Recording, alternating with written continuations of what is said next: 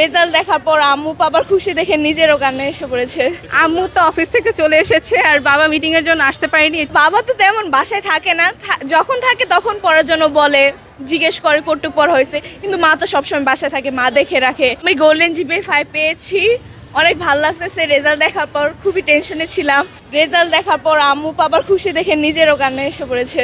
অনেক ভালো ছিল, তারা দেখে খুশিতে শেষ। তারা ভাবে নাই যে আমি গোল্ডেন জিপিএ 5, হয়তো আশা করছি জিপিএ 5 পাবো, কিন্তু গোল্ডেন পাবো আশা করে নাই। আম্মুর অবদান বেশি, আম্মু অনেক পুশ করছে পড়ার জন্য।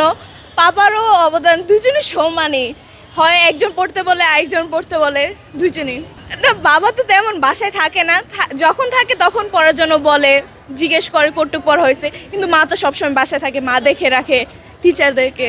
ইঞ্জিনিয়ারিং পড়বো, দেখি দেশের কোনো গভর্নমেন্ট সেক্টরে যদি হয় ওখানে ট্রাই করব অবদান রাখার। আলহামদুলিল্লাহ জিপিএ 5 পেয়েছি এবং সায়েন্সের সবগুলোয় 90 আপ, অনেক ভালো নাম্বার নিয়ে আলহামদুলিল্লাহ। আম্মু তো অফিস থেকে চলে এসেছে আর বাবা মিটিং এর জন্য আসতে পারেনি, একটু পরে আসবে।